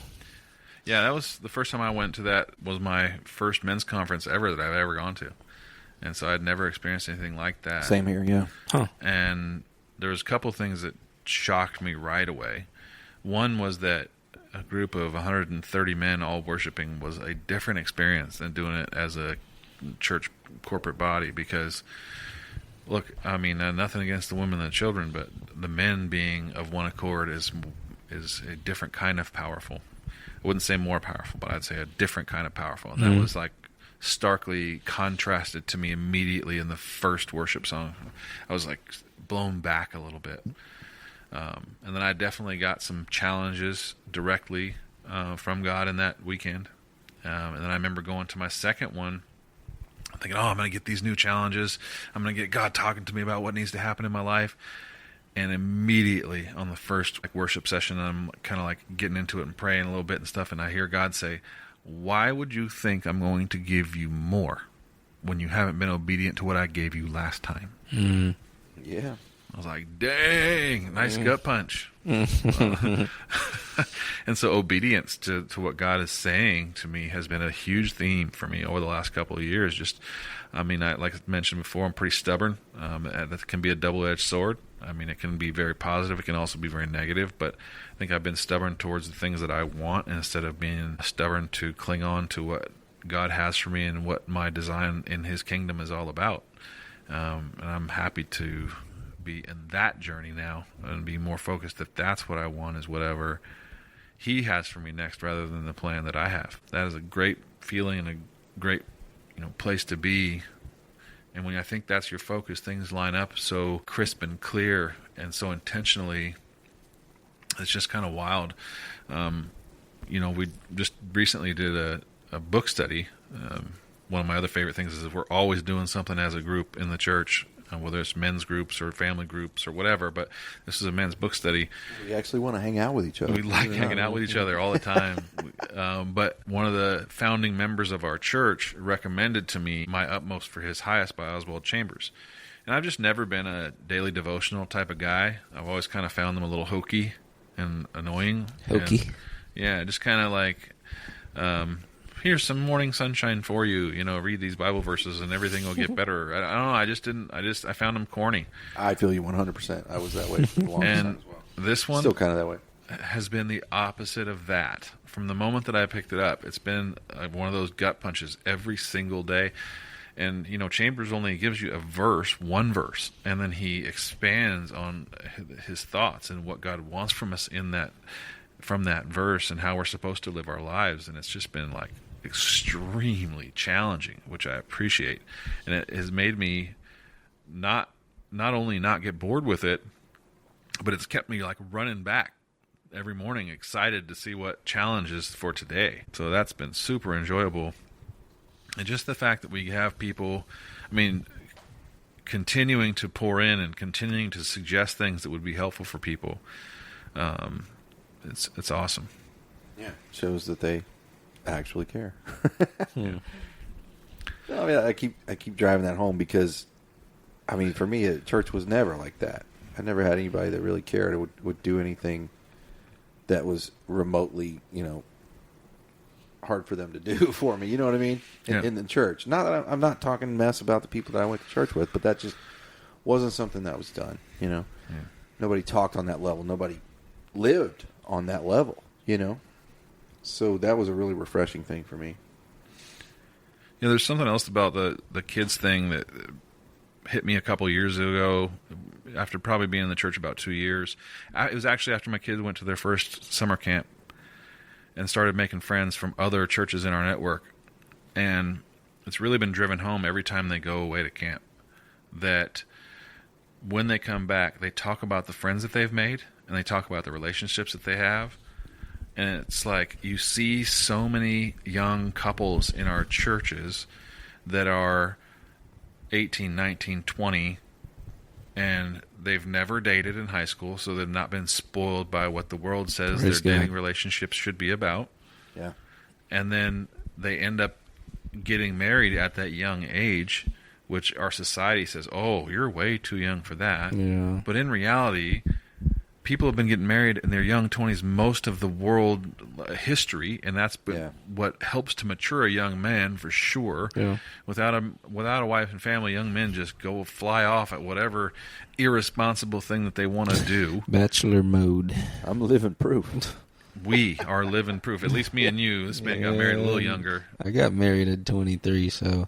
Yeah. Well, but Justin, your walk is super impressive to me. I mean, someone not much older, but pretty much older than you. And just, because at your age even, I wasn't there with God, I wasn't there at all. And it took me a long time. It took me getting to grace to really bring it out of me, even though I had that aha moment, that most people have where I was born again. But that was, it was 5 years before I even joined the church. So, I don't know. Yeah. It's impressive. Thank you. Someone at your age, being as your devout. kids, both of your kids are a little younger than mine, so I don't know if you guys have started thinking about this at all. But for me, it's really impactful. Again, I mean, I can sit here and say over and over again, this is one of my favorite parts of our church. But there's so many things. But my kids have an opportunity to know kids who have the same values as them, Right. who worship in the same way that they do, that want the same things as them. Yeah. And possibly have the ability to have a spouse that's on the same kind of track that they are spiritually, and ready to live a life that serves God for all their life and not veer off track like I did so badly. Yeah. Yeah. No, and that's what really keeps me coming. It's like, if not for me, my children are going to benefit from this, Yeah. I think that's a great thing. My kid wants to go to church. Yep. I don't think I ever wanted to go to church. And I'm sorry to say that. It sucks, but it's reality. that's a fact, man. My kids not only want to go to church, my kids want to go to church and they want to serve Yeah. Yeah. wherever they can. It's Exactly. like they're at the age now where they're getting opportunities to do that.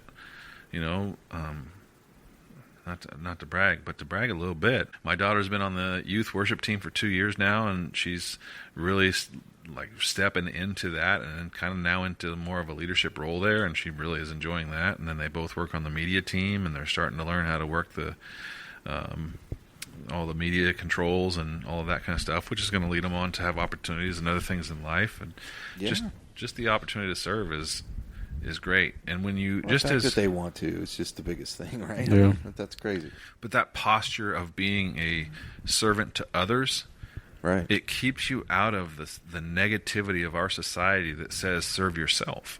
Yeah. And that's where we are in That's society. big, It's man. one of the ways, Yeah. one of the reasons things are so messed up is because everybody's out to serve themselves, and the society tells you, do your thing, live your life, live your truth. You. Yeah. And that is such a terrible way to go through life. I agree. People see it as a positive. It is not. No, it's not. I mean, it's good to be an individual and to think as an individual, but it's not good to just care about yourself. Right. Just your family, or just, you know, you got to care about other people. Being in service to others is outstanding privilege. Absolutely. I mean, it just provides meaning to life. It allows love to just grow, man. Like, people appreciate it. You know, I had a young man on Sunday who a while back came forward for prayer and was talking about an issue he was having with alcohol.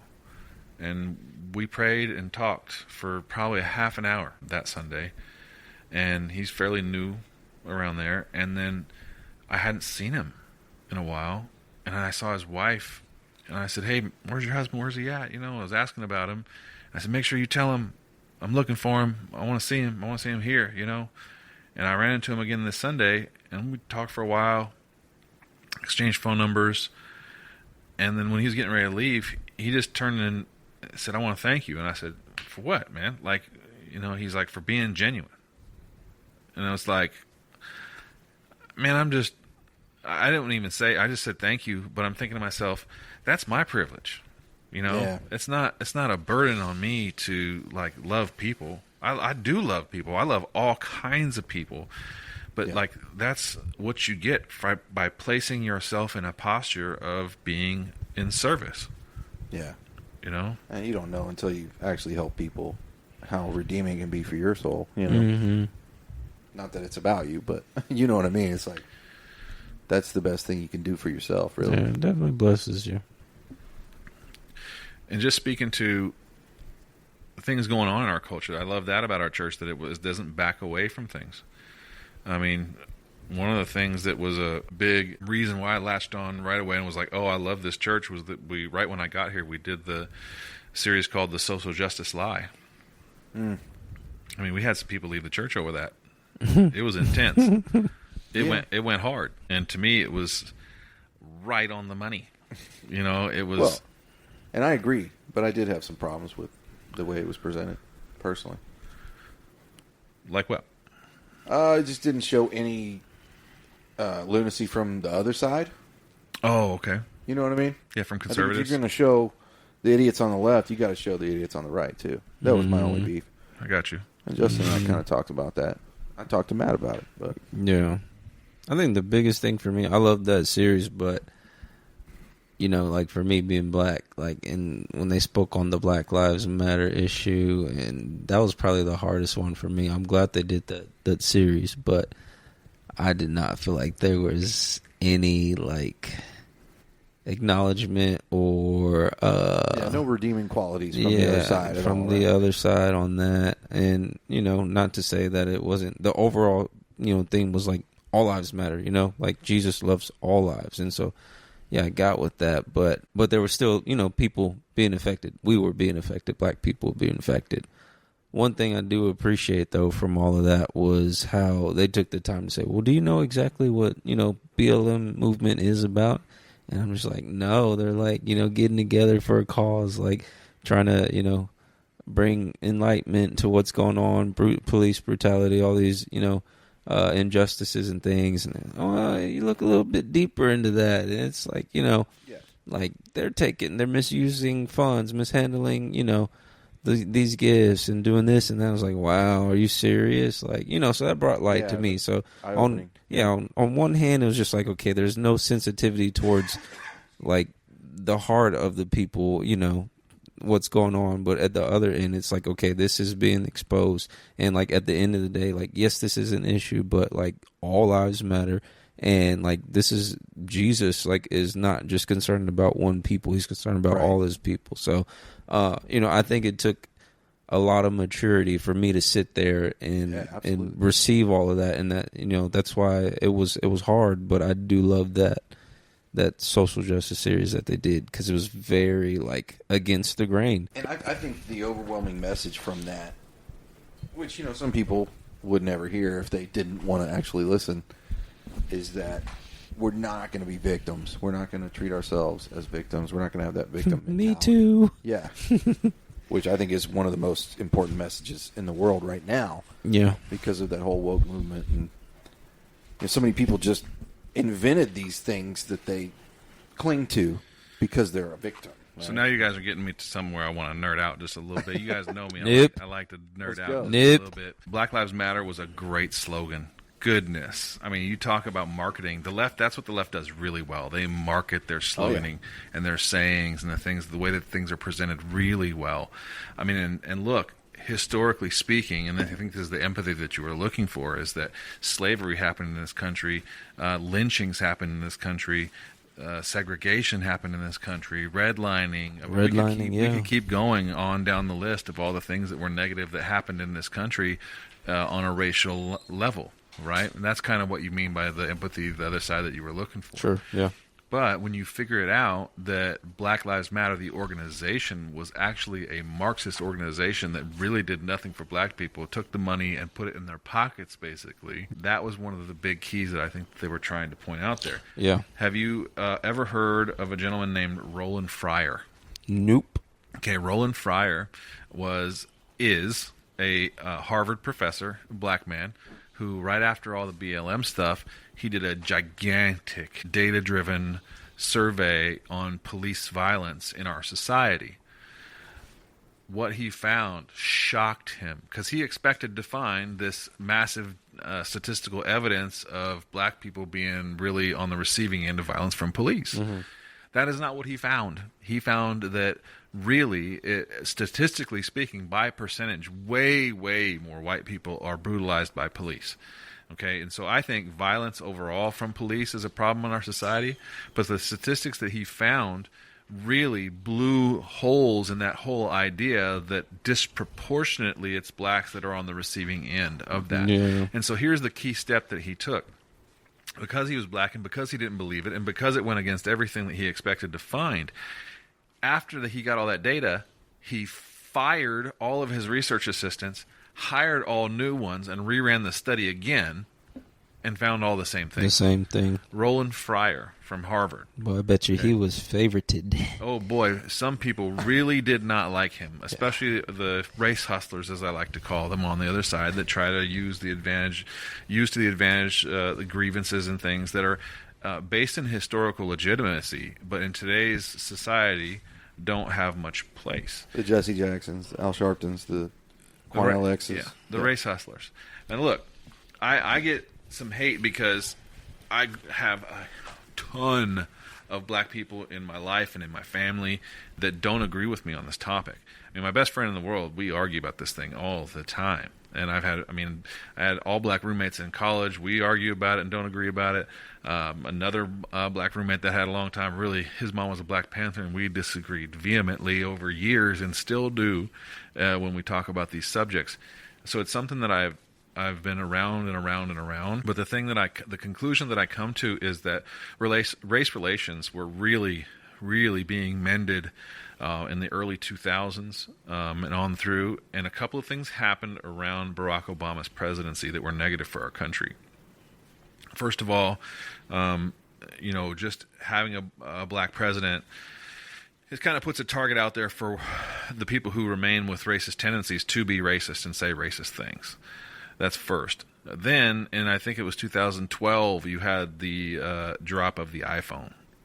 And all of a sudden, people had a high-definition camera in their pocket, and anything that happened in society that was negative, they filmed. And so when you do have an incidence of what appears to be racial animus or prejudice or something racist by the cops happening, all of a sudden it's not a story, it's a video.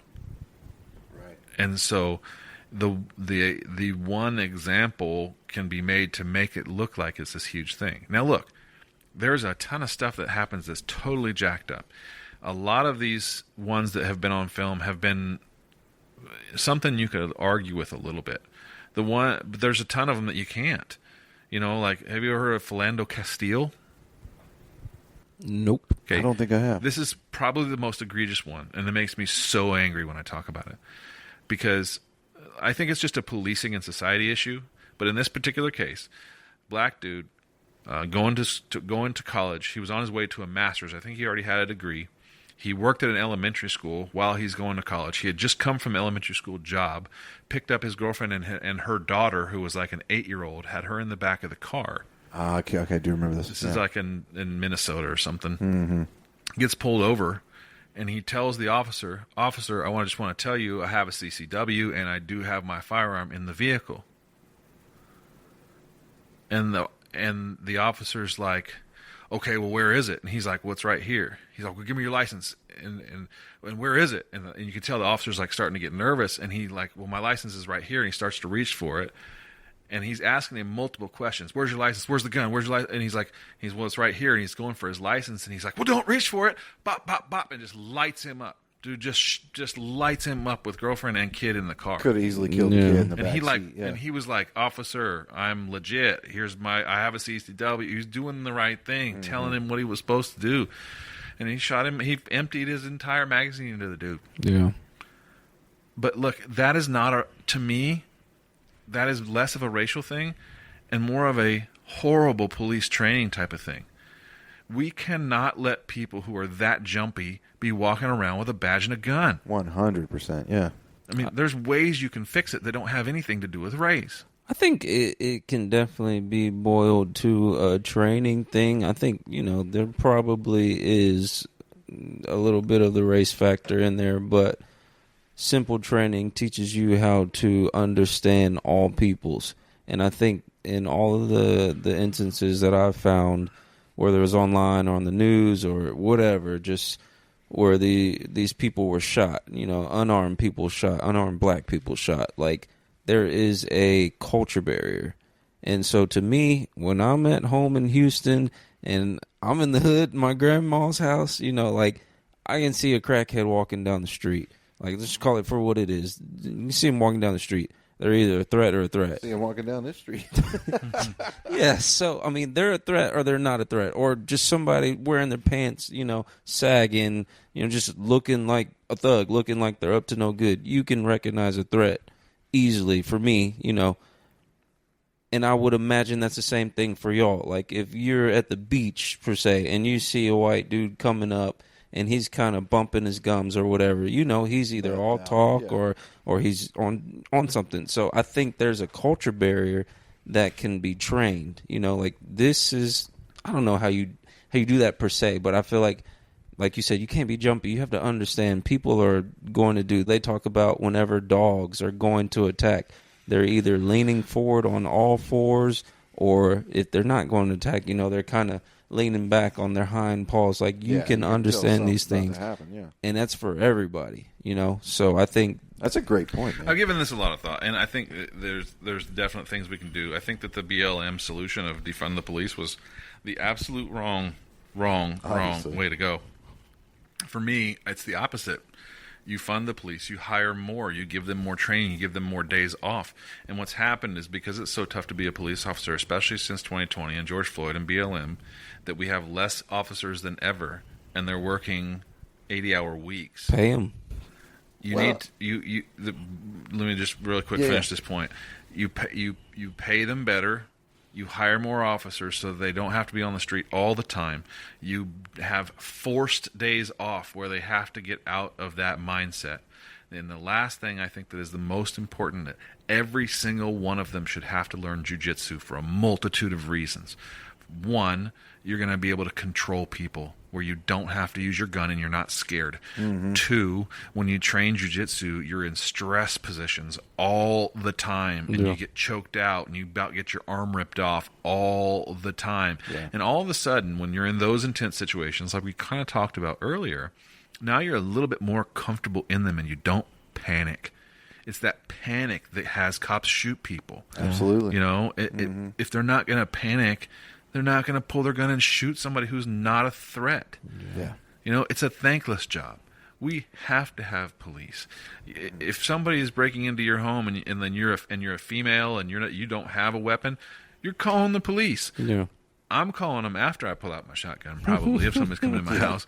But I mean, police are absolutely needed.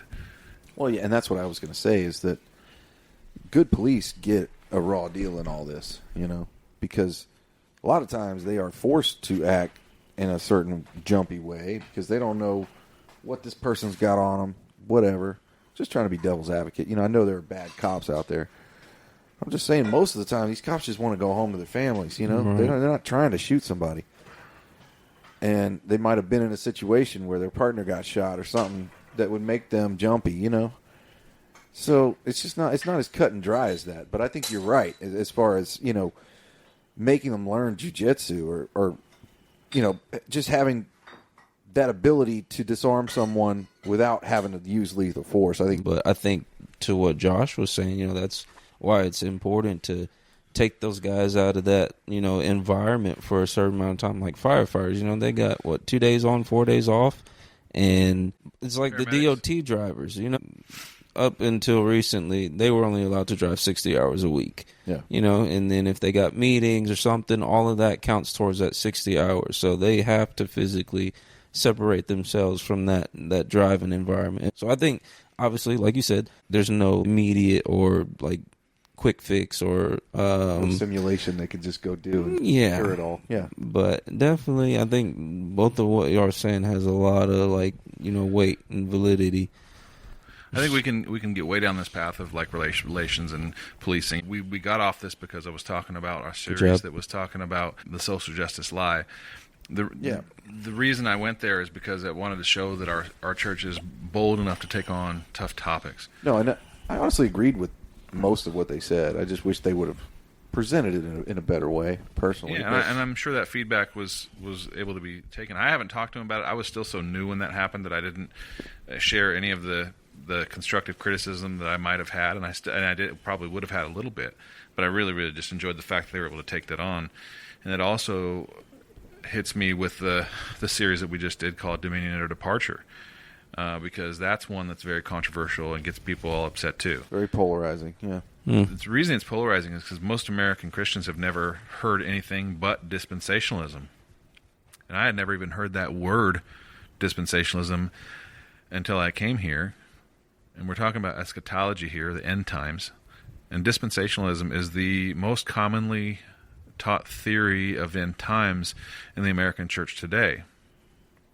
And what I didn't know about it was that it basically didn't exist until, I believe it's the 1860s, when Scofield kind of made it popular with his study Bible and his interpretations there in the study notes. And it's just totally antithetical to what the church fathers believed and most of church history was ever taught about the end times. It really gets people fired up, that topic. Which also relates to something else that's going on in the world that I hope we can do a podcast on here soon, about what's going on in Israel and Palestine. American Christians support Israel without question because of dispensationalism. And recently, Tucker Carlson had Ted Cruz on, and he referenced a spot in Genesis that said, "Those who bless Israel will be blessed, and those who curse Israel will be cursed." The context is so out of place when you look at where that is in the Bible and what Christ says about that, and where it says in all of the epistles, all of the letters of Paul, that says there is no Jew, no Gentile, neither man nor woman, we're all one in Christ. Right. It is a bad teaching, a bad look, and a bad interpretation of the end times that causes Americans to support Israel without question. Yeah. And then you end up with American Christians who are supposed to love people in the way of Christ excusing a genocide. And so I don't want to get us too far down that topic here, but again, to say that our church is willing to take on things that are extremely controversial. No, I think that's a great thing, for sure. Yeah, I definitely appreciate that about our church, and they're definitely unapologetic about it. So, I mean, it's, again, that goes to changing the identity of my nature, my DNA as a passive man into a assertive and not just a nice Christian, being more like Jesus. And sadly, the world has lost that idea. That truth. Yeah, that can't be bad for anyone, being more like Jesus. It's important to realize, though, when people say that, is that most of the world who doesn't understand what Jesus was all about, that they see that as being very passive. And, you know, the phrase or the verse that says that the The meek shall inherit the earth is also one that's misinterpreted really, really badly. Because if you go back to the ancient Greek version of that word, the word meek in English does not exactly cover it. And so I've heard it interpreted many ways, but the way that Jordan Peterson says it is that word meek should really be translated as those who have swords and know how to use them, but choose to keep them sheathed. It's strength under control. And if you look at toward the end of his ministry and walking into the temple and making a whip, Flipping tables. that was not our definition of meek. Right. That was aggressive. He went to the religious authorities in the temple in their face and called them a brood of vipers. Woe to you, you brood of vipers. Over and over again, woe to you. And that is not meek, and that is not stepping back. And when people say to be like Christ, I want to love people, but I also want to be aggressive when it comes to what's true, and aggressive when it comes to helping people. And so Absolutely. we're getting toward the end of our time here, but I'll just say the last thing I want to kind of wrap on from my perspective, and you guys I'm sure maybe have something else too, but I felt like in some ways when I came here that coaching was torn away from me, and I really wrestled with that, wrestled with God about that. I felt that I had something taken from me. And I've come to realize that in order for me to fill my purpose in the way that God created me, that had to be stripped away, and that I'm still coaching, but it's coaching in a much different way, in a much more productive way, in a kingdom way, where men who need somebody to relate to and need somebody to talk to in their lives, that's where I'm at, and that's who I talk to nowadays, is just men who need that, who need someone to speak to. Yeah. And I feel like men in our society are under assault. And in many, many ways, I feel like all those years of coaching where I got to know so many different kinds of people was training for this period of my life. And it's a really strange feeling. Yeah, it's interesting how that happens, Yeah. right? So That was really cool to understand that and see that, and Yeah, then it's- do something about it. it's strange. Do you feel like God is changing your purpose, either one of you guys? I definitely struggled with that with football. That was my identity, and after I quit my first year of college, I struggled to have a purpose, and even so much so that, beginning stages of marriage, just dealing with that struggle, just not really being in a job or career phase. I questioned God, like I gave up all these things and I'm dealing with this. What was all of this for? Often having, I guess, an offense towards him is, this is what I get, in return. But I think now, as I've matured, I get to see, I still get to do the things that I wanted to do. I've always wanted to be able to mentor, kind of like you said, Josh. And, your platform of coaching, like mine, just looks like owning a business and getting to bring in people and just share life with them and do life with them. Almost everybody that I've hired has a criminal background. And so I get to be something positive, or get to say, hey, I may have never been behind bars or handcuffed, but I've done what you've done, and here's a way that, I've worked through it, or I've prospered through it. Overcome. Yeah, that's awesome. And same thing for the young guys that come through or newly married, or like, hey, this is what marriage looked like for me in the beginning, but this is where we're at today. It's not perfect, but, so I definitely think like giving up those things brought me to where I am now, and I couldn't have done those things. I couldn't have done what I'm doing now had I continued to play football. And let's be honest, I think I could have gone to the NFL. So everybody Okay. says that, but What about now? You took over the college ministry this last year, and it blew up from 8 to 10 to 12 people to almost 30 sometimes. yeah, I think our biggest night was about 38 people, and it was strictly a God thing. I mean, we just showed up and we prepared, and he did the rest. So it's definitely been cool just to see that grow. We have kids coming in that are just hungry, the next generation, and they want to see authenticity. I think that's the biggest thing they're looking for. And so we get the opportunity to do that, and imperfectly. You had some of your strong members move on to new schools, right, this year? Yeah, we lost, I think, maybe 3. Some of them went to universities. One of them went to an aviation school. It was pretty cool. He was psyched out about that. But we're getting to spend time with these guys in pivotal points where a lot of people are stressed out about what's next. You know, they got a lot of pressure from home. Like, you need to figure life out. And it's just like, hey, that's not what it's about. You know, a lot of these things come from our parents, but what does God say? You know, like marriage. Like, oh, you got to wait till you get a high-paying job and you can support a family. Okay, what does God say? You know, like, are you with this girl? Are y'all working towards marriage? Like, what's the wait, you know? So we get the joy and the honor just to do a lot of that. And it looks very candid, and it's cool. It's awesome. I wish I'd have had somebody like you to talk to at that age. Oh, man, honestly. no. So, Mike, where is God opening up purpose for you? Well, so, and the more I hear y'all talk about this, the more I realize, like, I wasn't even thinking about God when he was moving in my life. Does that make sense? Yeah. Because I was, you know, I guess I stayed in college a lot longer than usual. I was in a metal band, and it wasn't like anti-Christian or anything, but it wasn't anything pro-Christian. But I did that for too long and overindulged in too many things for too long. Got sick of sleeping on floors for too long, you know, and I thought I was going to be this famous rock star. You know, I really did. Like, with all my being, like, that's what I wanted to be. And it took a little humbling for me to realize that wasn't going to happen. So I think I don't even think I was mad at God. I was just mad at, you know, what happened to me that made it not happen. You know?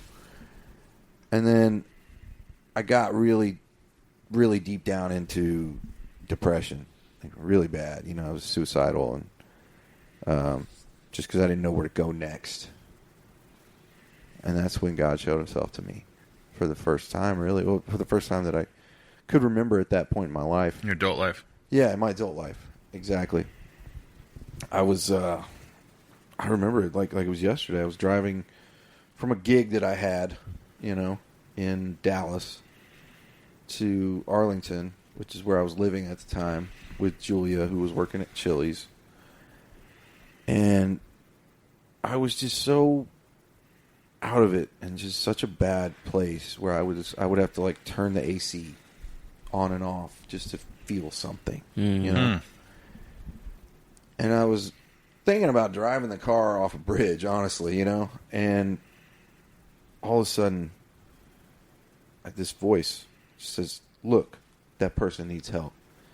There was a guy that was stalled out in the middle of the road, like 4 cars up from me. And, you know, everybody's driving around him, honking at him. And, you know, I stopped. We put it in neutral, and I helped him push his car down off the side. Before that, I was like, I can't do anything worthwhile in this life. I can't do this. I can't do that. That light, God was like, you can help people. You can do something with your life, you know. Just stop. And that was so profound to me, because this guy was like, oh, thank you so much, man. I've been here for an hour and nobody stopped to help me and all this stuff. And I'm like, can I call you a cab? Can I, you know, give you some money to get a tow truck, whatever? All I cared about in that moment was helping that person, you know. And that was never something that was part of me, really. You know, and I was like, well. Look at that. You put yourself in service to someone else, and it provided meaning. Exactly. And then every time after that, I would have these thoughts like, you're not good enough to do this. You're not good enough. Yes, you are. And there's that voice in the back of my head that's God. That's all you can really attribute that to, you know. And even for a while there, I still wasn't the biggest church-going guy, but I would talk with God, you know, because that was the voice that was in my head that saved my life, basically, you know. And I still talk to him the same way I did then. But now I have a place to come, and, you know, and before Grace, I didn't have a place where I felt like I could just worship God the way I wanted to. Yeah, but I think it's really important what you just said, so I don't want to skip past it. Mm-hmm. What does God want from any person? He wants you to just talk to him. He wants you to have a relationship with him like a friend. And I think one of the biggest traps that people fall into is they think, well, if I'm going to pray, it has to be this big flowery thing with a bunch of eloquent words. It's like, no. Tell God why you're mad. Yeah. Tell him what you're upset Yeah, about. you can't be honest with God. Who can you be honest with, right? I mean, And through Christ, we are able to boldly approach the throne. And that is such a privilege. And I think in a lot of ways, our culture is really turning toward that, especially the younger generation. But really, was there anything that's like you see that's right coming on right now that you're being drawn into that allows you to serve more directly? well, and I've been on the worship team for a while, you know, and I feel like I'm finally just now coming into a place where His love is flowing straight through me. At first, you know, I was nervous and I was worried about what I was going to do up there. But now I realize it's not about me. It's about having Him flow through me, which has really, you know, made my life better just by being up there. Yeah, that's Honestly. cool, man. Amen. I say that. Yeah. So look, I think we covered it. I mean, we really wanted to let people know who we are and what we're all about. We started having this podcast. We want to talk about all the things that are going on in this world. We want to do it in a way that honors God, in a way that is Objective as well. objective, a way that's definitely nonpartisan. We're all sick of that partisan stuff. Absolutely. And we just appreciate anybody who's listening. We would love it if you guys subscribed and pass it around to your friends if you enjoy the conversation, and let us know what you want us to what subjects you want us to talk about. I would like to touch on one thing about the last episode too that mostly falls on me, but you know, the way that I said some things in the last episode and the words that I used are not what I want this podcast to be. I don't want to use words that might take away from the point of it, and I sure don't want people to think I'm unintelligent by the language that I use. So from here on out, I will be using better language, guaranteed. It's always a mission to figure out how to use our words correctly. That's for certain. It's not easy to be eloquent or say what we always mean, but it's definitely a good goal to say exactly what we mean in the best way possible. So I appreciate that. Any closing thoughts, Justin? It's night time. All right, y'all. Thanks for listening. We appreciate y'all listening to the Against the Grain podcast. We're going to try to do one at least weekly, If we possible. can swing it. I know we all have crazy busy schedules, but I'd do one every night if we could, honestly. But we'll be here. Thanks for listening.